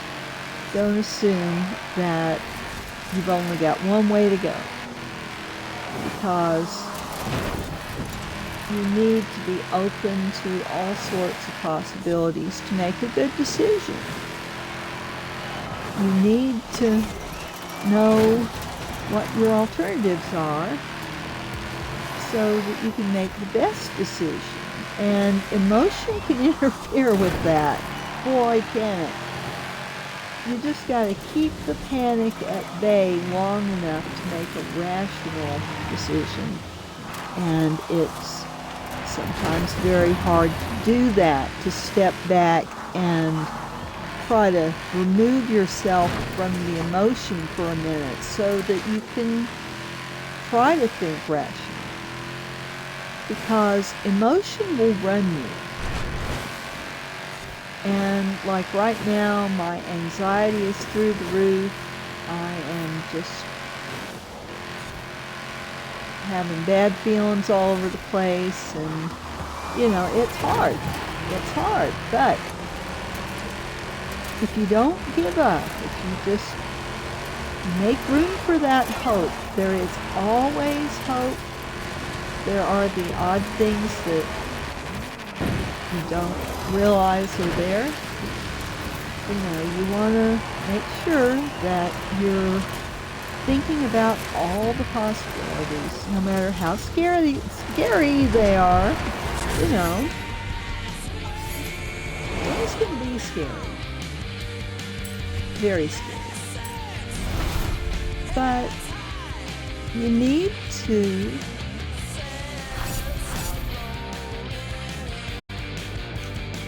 need to understand that if you consider all of your possibilities, it gives you an advantage. And sometimes you just got to say the emotion, all right, I'm upset, but I've got to make a decision here. And you make that decision.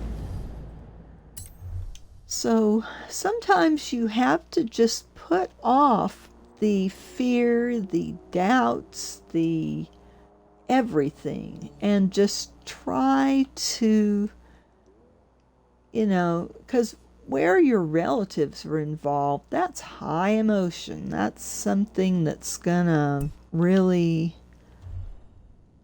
it's happening. It's, there's this panic that wells up. But if you're panicking, you can't make a good decision. So you have to just,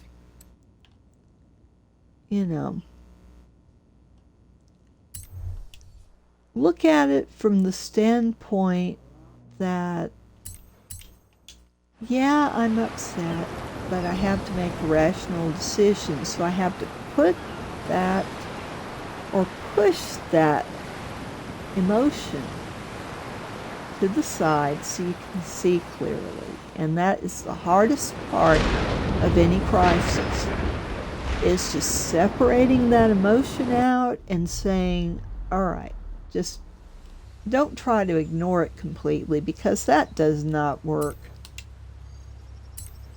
What you want to do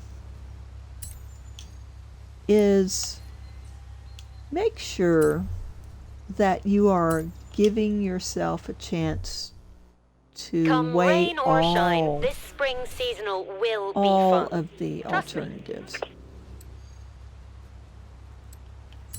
Just give yourself, you can't ignore emotion completely. It's always going to be there. But if you can just say, all right, acknowledge it. I am panicking right now and it's not helping me.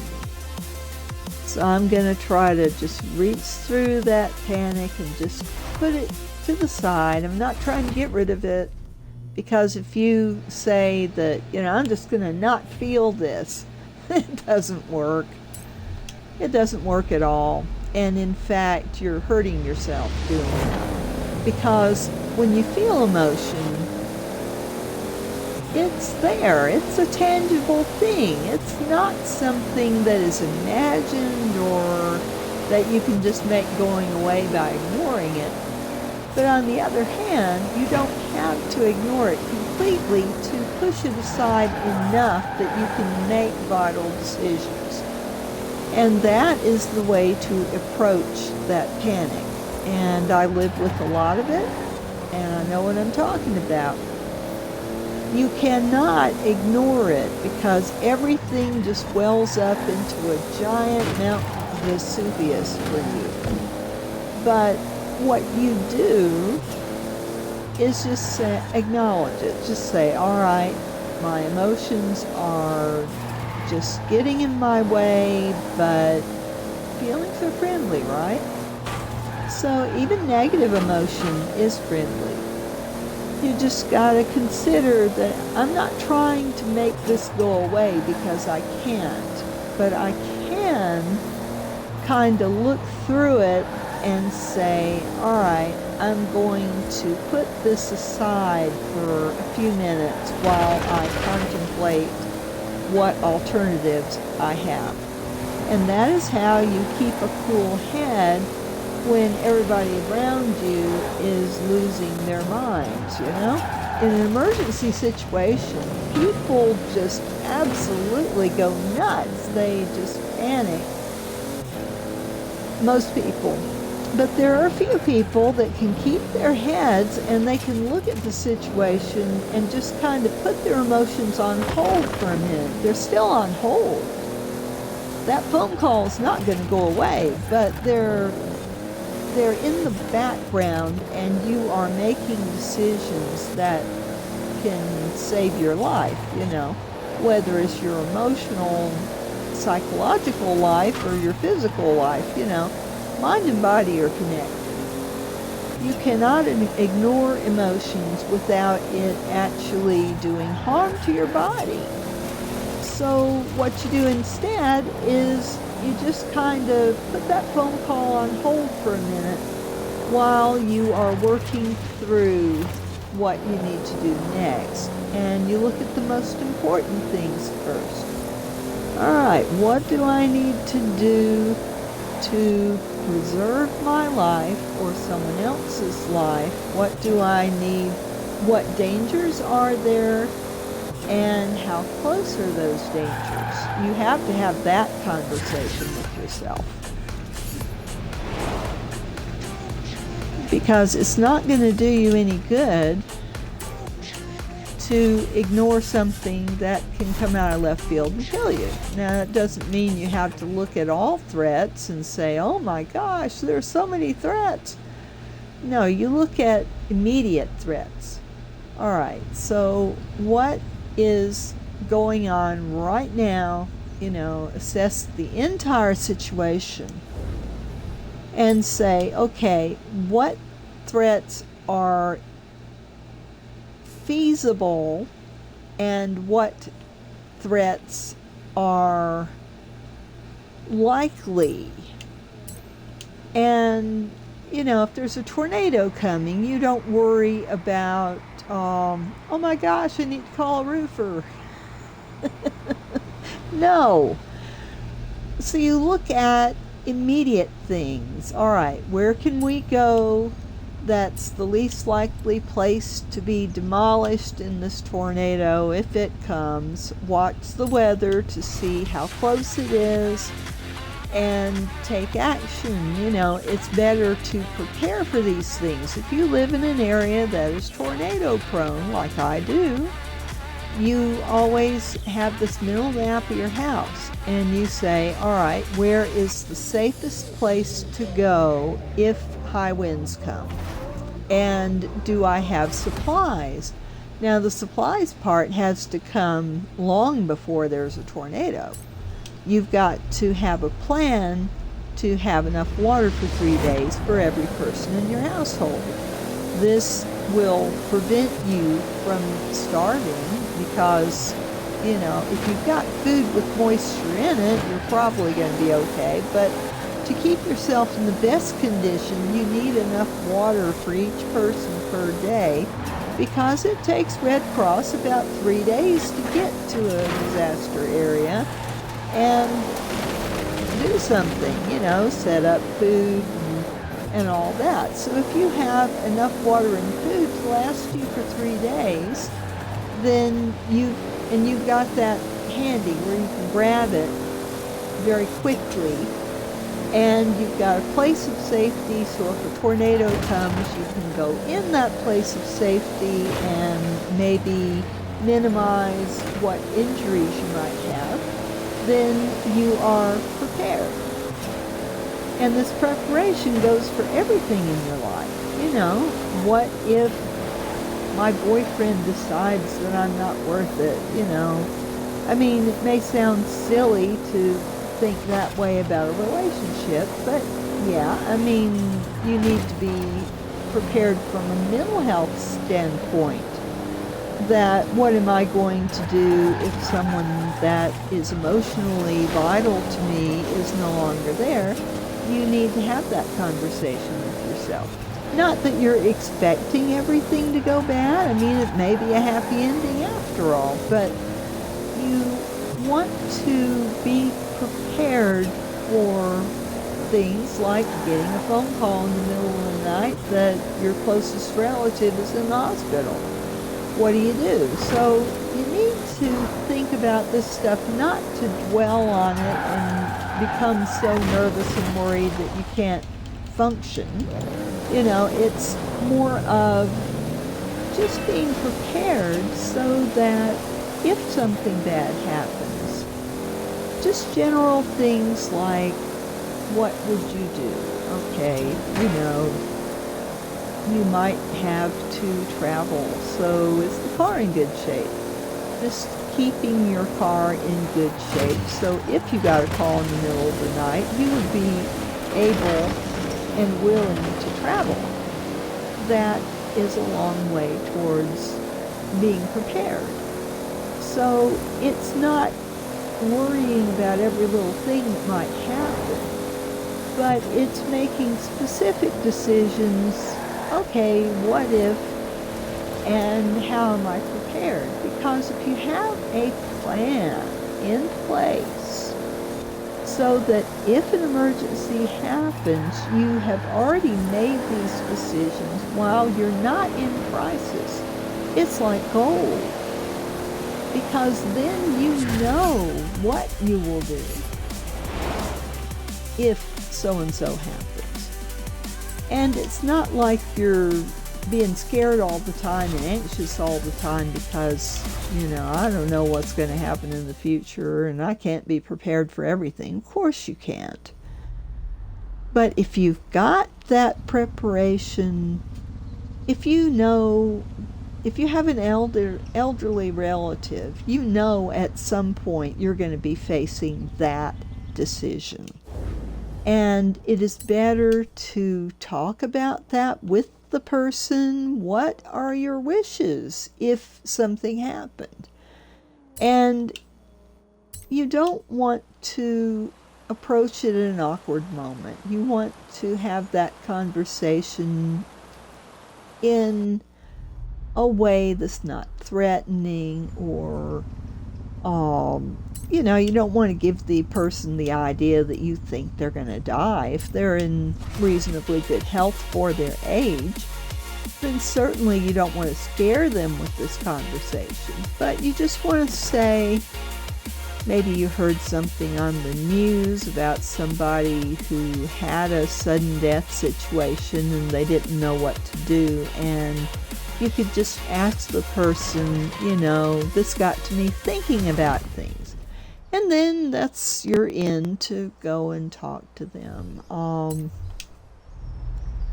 There's a channel that I watch called Ask a Mortician.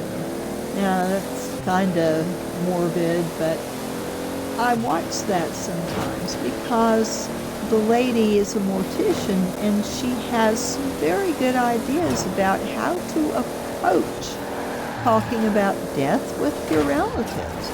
Because really, you've got to have that conversation. You can't just ignore it. Why can't I rewind this? Strange. But you want to just have a plan. You don't have to let your emotions play on your mind that, oh my gosh, my person's going to die. You don't want to. Oh man, I'm really messing up this race. I'm going to restart it. But you want to just have a general framework in mind.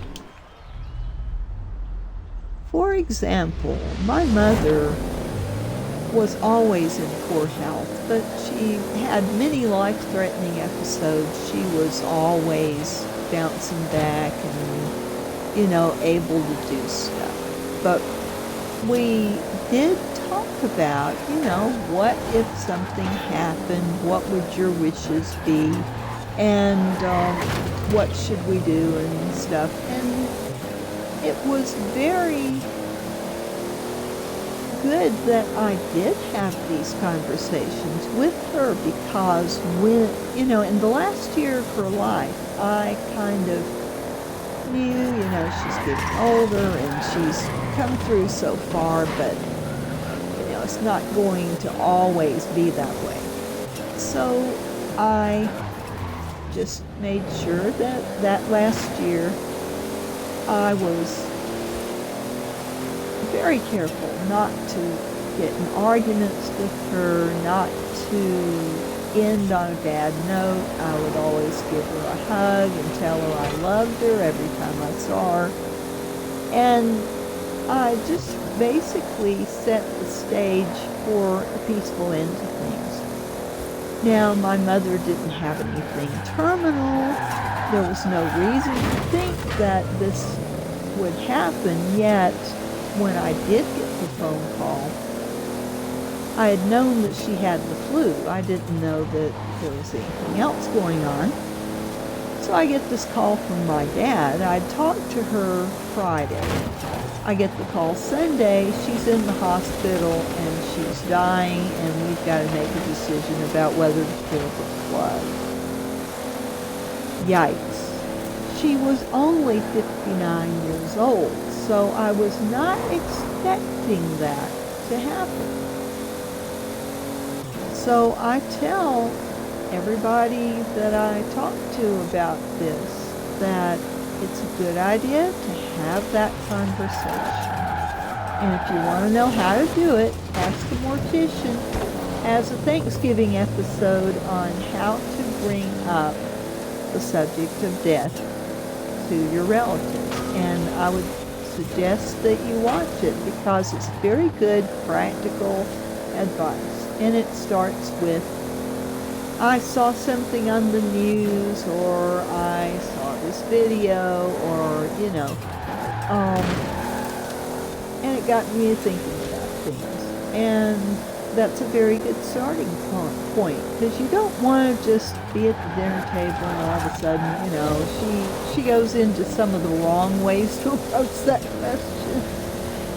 Yeah, so you want to be careful that you're not just bringing it up bluntly and then making them suspicious that maybe you know something they don't, or something.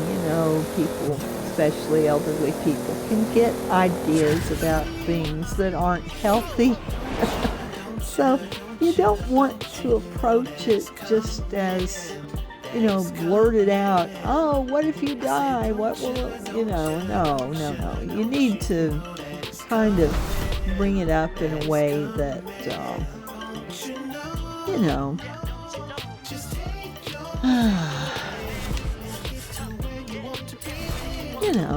you want to make sure that you're not sending somebody into a panic or, whatever. But you want to bring it up in such a way that, basically you tell them that you've been thinking about this and you're worried about it and you want to know their opinion. And most people will tell you, a lot of people think about these things, but they don't really talk about them to the people close to them because, well, it's a downer. They don't want to talk about, death or disability. They don't want to, or maybe they haven't thought about it. I think it would be a very rare senior or elderly person that hasn't thought about, well, I'm coming to that part of my life. I'm not as young as I used to be, and there are things, it's usually they're gonna have thought about it, and you just give them a chance to make their wishes known and assure them that you will carry out their wishes. But you've got to be able to say, well, if they don't want extraordinary measures taken, then you've got to promise to go by their wishes. What if their wishes are not like your wishes? And that can happen too. It's important that the person feel like they've got control over their life, Before I had this particular care aide who's a CNA that I've been talking to you about, she's very, very good at her job. She has been with a lot of dying people because she has taken care of elderly people until the end of their lives. Sometimes she's come in on the picture when they were actively dying, but most of the time she had time to get to know them well before that time, and she had these conversations with them. What are your wishes? How can I help with that? And she has definitely had that role of being able to help the family cope with the things that happen in the process of dying. There are many unpleasant things about the dying process that I did not know before I talked to my CNA.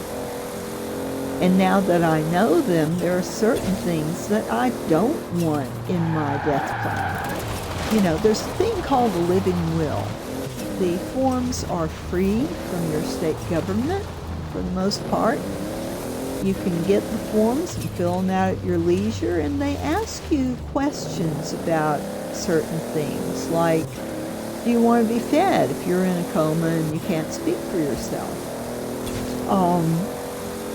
Feeding an elderly person lengthens the dying process. So if they are actively dying, feeding them can be a way to prolong their suffering.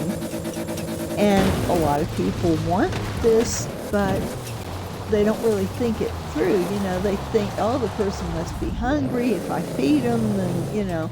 But if you're feeding somebody whose digestive process is shut down and they cannot digest the food, then it is better not to feed them, because the food just sits there and hastens the demise of their internal organs. So, you know, it's good, you know, don't take my word for it, but talk to somebody who's taking care of somebody through the dying process and ask questions. Know what those questions on the living will mean when they say, do you want a feeding tube? Do you want, you know, if there's no hope of recovery, maybe you don't want a feeding tube. You know, if there's hope of recovery, yes, you want a feeding tube, absolutely. So I'm not saying that that's the right choice for everybody, but it's a conversation you should be having with your doctor about what you want when your time comes to die, and you can change your plan at any time. You don't have to stick with one decision. You can change it at any time, and you don't have to have a lawyer either. But once you have your living will filled out, then you need to have a copy with your medical facility, with your doctor's office, with everybody who knows you and you might want to have a hand in making the decisions, so your wishes can be carried out. Because if you don't make your wishes known, nobody will know, and they might do something that you really don't want done. And of course, you can change your mind if you're able to speak, and you can say, no, I don't want this. But make sure that's an informed choice. Make sure that you know what all the terms mean. So again, it's very important that you have a relationship with your medical doctor, that you can discuss these things, because they can tell you in very graphic detail how it is for somebody dying. So you need the information so you can make a good choice. So you don't have to consult a doctor or a nurse or a CNA when you're making your living will. But I would encourage you, if you've got a friend who's a nurse or a CNA, and they've been around dying people, or if you know somebody who took care of their parents at the end stage of life, then please do talk to them. Ask them questions about their experience, if they are willing to talk to you about it. You know, if you've got a good friend who took care of their elderly mother or father in their last days, then they probably learned a lot from the hospice folks. And so you can talk to them. But if you've got somebody with a lot more experience with dying people, then the more experience is better. Because just being around one person who died and how they died is a very different thing than being around multiple people and seeing people make different choices and forming opinions about what you would rather go through. Yeah, so, that's why I say that a doctor would be a very good person to talk to, because usually doctors have been involved in the dying process and they know exactly what happens to a body when certain organs are not functional. So it's good to gather information from all sorts of sources, not just one source, to make your living will. But I encourage you to start thinking about things like that, not to be morbid or, to say, oh, death could come at any time. Don't have that anxiety. You live as long as you live for, and if you don't have anything life-threatening wrong with you, it's very unlikely that your death is going to come anytime soon, but it can happen. It can happen quickly. So it's good to think these things out in advance, get the information you need, fill out that living will, and just have it where your family can get a hold of it. Because if your family knows where your living will is, if something came up, they would know exactly what your wishes are if you are not able to speak for yourself. And in most situations, you would be able to speak for yourself. But don't be so overconfident about that, like my relative in the hospital now, that there will be one person available and that one person can make all the decisions, because, her other person is in ICU and with his cancer prognosis is probably not going to make it. So it's a very scary situation for all of us. So, and only Heavenly Father knows what will happen. I'm not saying that I absolutely know what's going to happen, but I am worried, and not knowing exactly what my relatives' plans are. Yeah, it's worrisome. So I'm gonna leave you with that thought, and I hope I haven't been a downer this whole thing, but I have a lot on my mind right now, and probably will continue to have it on my mind for, the next few days to weeks. So try to keep a good attitude, be happy, but do have this conversation with those close to you, please. And if you're not vaccinated, I'm begging, get the shot. You do not want to go through what my relative has gone through and is going through in the hospital. This Delta variant is very bad, and if the virus keeps getting passed around from person to person and mutating, eventually we're going to have a variant that no vaccine is going to be workable for. So we may have to wait for a new vaccine to be developed. And that time might come pretty soon. So, get your vaccine, because I think what they will probably do, from what I've read and You have watched, arrived at your destination. they, will probably just modify the vaccine and use it as a booster for whatever new variant. And I pray that's the case. But the more this virus gets passed around, the worse it will be, because these new variants will keep coming. Viruses mutate, that's what they do. That's why we have new flus every year, and why they can only put about 3 flu vaccines in one flu shot. And if you don't take the flu shot, the flu shot kind of boosts your whole immune system. So it's a very good thing. If you don't get a flu shot for a lot of years, you don't have that protection.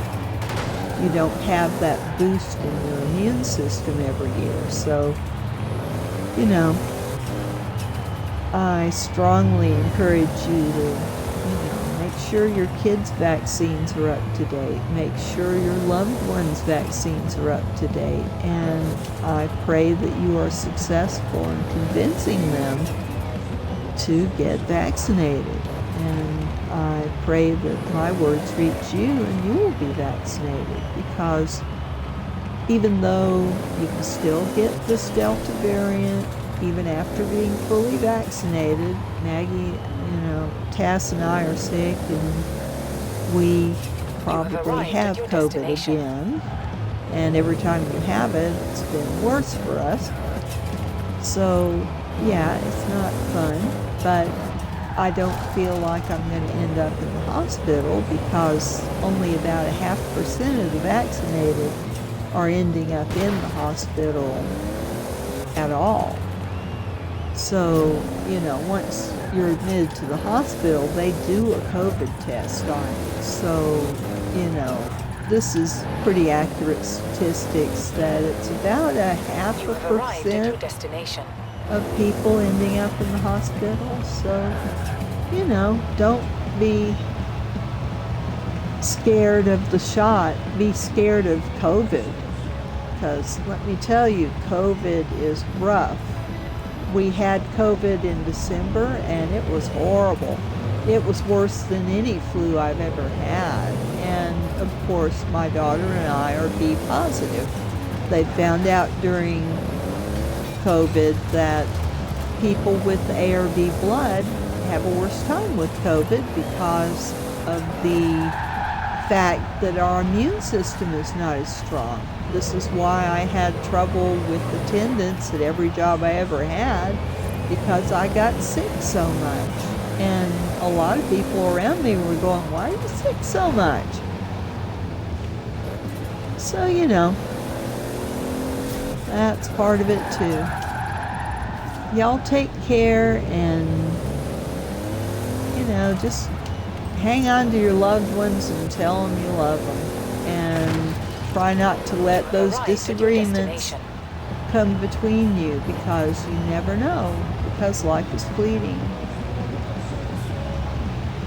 Take care, and just have a lot of love tonight. Goodbye.